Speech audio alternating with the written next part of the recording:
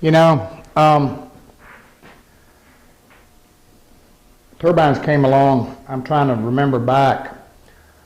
I'm gonna go back 10, 12, maybe in 15 years. I mean, they've been around, but of late they've really made a big splash in the woodworking world, finishing world, and as well they should. I mean, they are.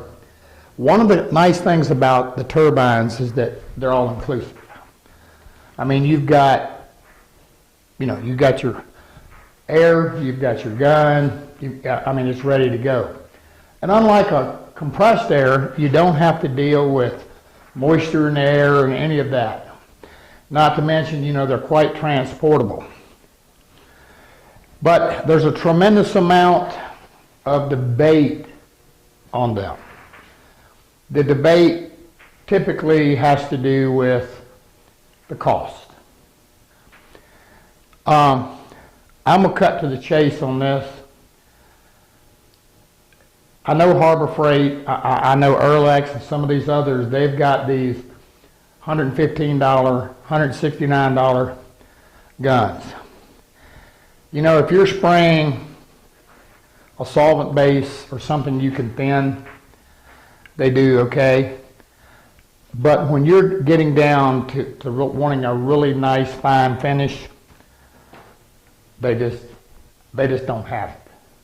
One of the things again with being able to get a good finish is atomization, and atomization is done based on air pressure as a big key and how fine we can break the product up. And when you get into water-based finishes and paints, it takes more pressure. In my opinion, the Erlex 5500, it's a two-stage unit. It's as far down as you want to go. And it's effective.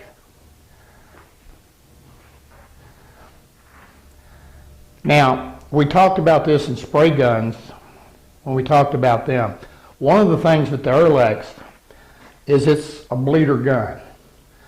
And I explained in that segment that one of the issues with a bleeder is that when you turn the pressure on, you have air coming out of it constant. When you release the trigger, again, the air just keeps moving. Only the fluid stops. Now, I don't want to try to put because I see them on sale and the price goes, they're all over the place. But one of the things is that to make it a non-bleeder, there has to be technology within the turbine that handles the back pressure, so that when you release the trigger and the air stops, that back pressure doesn't damage the unit. Basically, the thing you got to understand is a turbine is a vacuum cleaner in reverse. You'll hear me say that a lot. And even if you go out and you look at your shop vac, there's an area in the back. As the air comes in, it's also going out.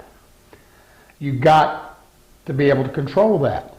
So only when you get into the higher units are you going to find the non-bleeder guns. And as I told you in the spray gun segment, this gun does fine on a low end level. I'm not going to put it down. We've had a lot of guys come into classes with them and whatever, and we can make them work. The next step up, let me interject something. When we talk about stages, you can kind of think about stages kind of like horsepower. In reality, it kind of more has to do with how many fans or how many blades are on the fan. If you take an airplane and you got a prop that's got 2 blades on it, you're going to get a certain amount of air. If you've got 4 on it, you're going to get some more. That's kind of the way it works. And again, you got to understand the turbine is supplying the air as needed, unlike a compressor that stores the air.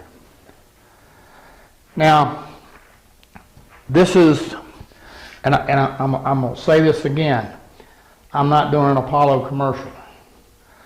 We just have used them One of the first turbines I ever owned, I bought from Sherwin-Williams. And that's what I was trying to remember 12, 15 years ago, and it was an Apollo.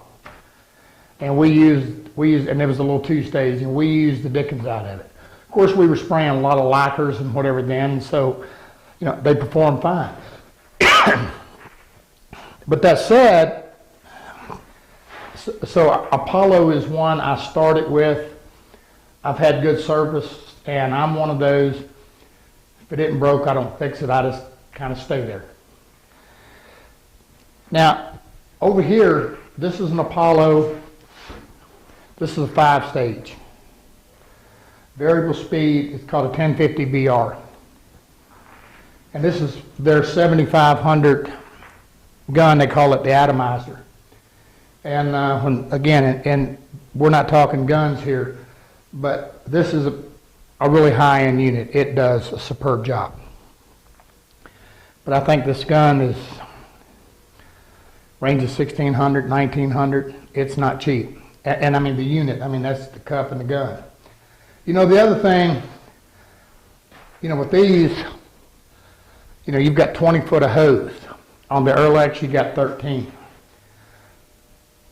Not that that's a big deal, but it depends upon what you're doing. The other thing you have to know, you can't add to the hose. When you add to the hose, you get less pressure. And when that happens, you're kind of stuck. The other thing with the Erlex is it's what we'll call a fixed pressure. I mean, you can't, what you got is what you got. You can't change anything. On this 5-stage 1050 VR, VR simply stands for variable. I can regulate it. I've got a high, low, and in between. I can change the pressure.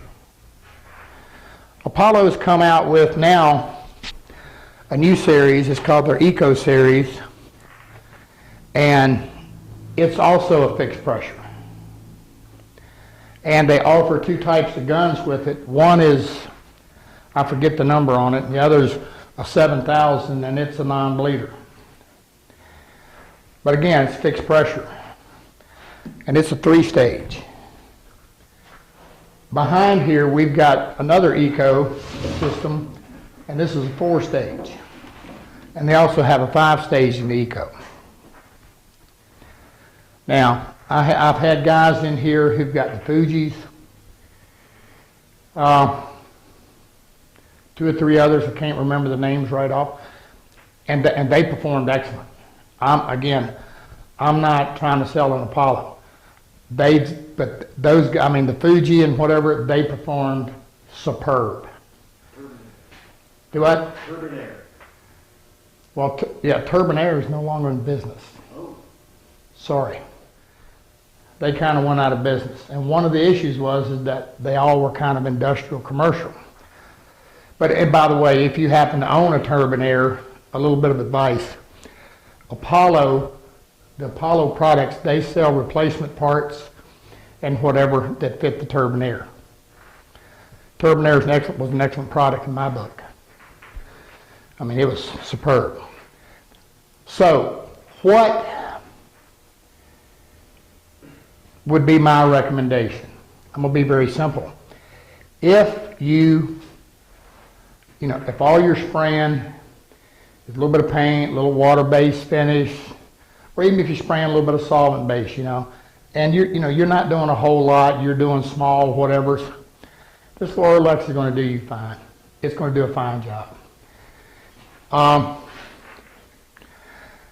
The Eco Series, the 3-stage, we've been able to spray everything we wanted. It did pretty good with paint. My choice, and I'm thinking economics, I'm thinking you. I would go something in a 4-stage. If you can afford a 5-stage, do it.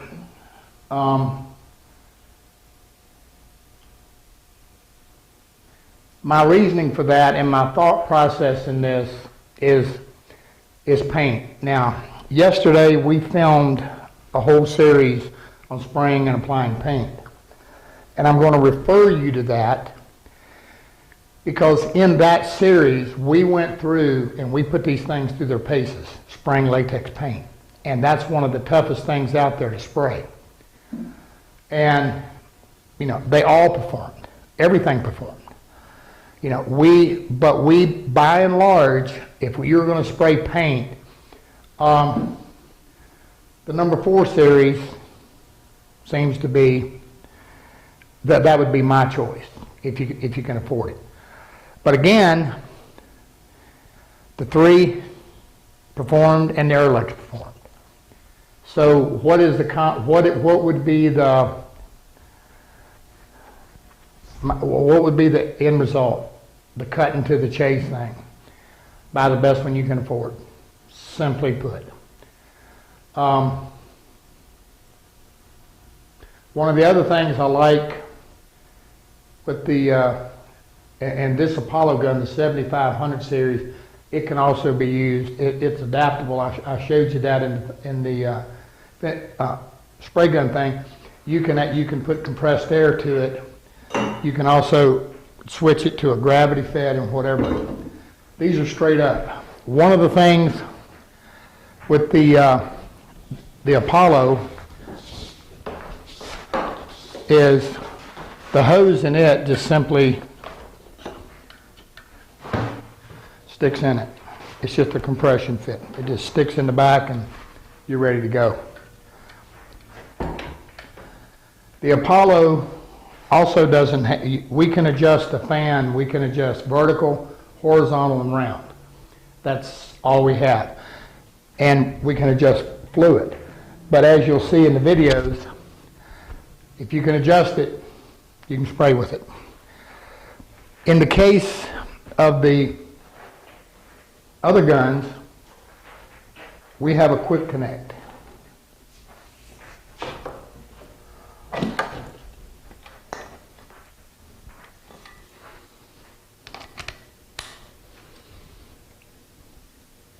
Now this is the 7000 Apollo. Now the other thing, and in this series you'll see, one of the things with Apollo is we've got more pressure in the cup. They pressurize the cup a little heavier. And again, the Fujis and all of them pretty much did the same thing. The Airlex, it has a hose on it and it pressurizes the cup, but not near to the extent that the Apollos do. If I'm trying to get a fine water-based finish, I find that makes a difference. I can do it with the Airlex, but I do it by reducing the fluid, and you'll see all of that. But you've got a hose here, and what it does is it just puts enough pressure in the cup to help lift the material. So again, in conclusion, with a turbine, just get the best that you can afford. And like I said, I'm trying to remember, having a senior moment here, I'm trying my best to remember what was some of the other turbines that we've had through here. Fuji's a big one. Fuji's a big one. And like I said, I've used them and they are nice. So I'm not, again, get the best that you can afford. But stay away from the very bottom ones. Like I said, you know, if you're spraying a little bit of stain dye or solvent or whatever, they'll do it. But that's about it. The other thing I don't like with them is I don't like, a lot of them have these plastic cups and the gun's all plastic and the needle and the nozzle in them has got a little bit of brass something or another. I guess you figured out I'm not a fan, say the least. They do that. Oh, I know what it was. Somebody had a Wagner. And I'm not talking about the little pump pressure, you know, I'm not talking about that. It was a Wagner turbine. It did pretty good. Not putting any of them down. And again, it's just, when you understand the stages and you understand that when you get into heavier viscosity materials like water-based and so forth, and paints and whatever, having that extra pressure and that extra oomph in there, it makes a difference. That's pretty much turbines.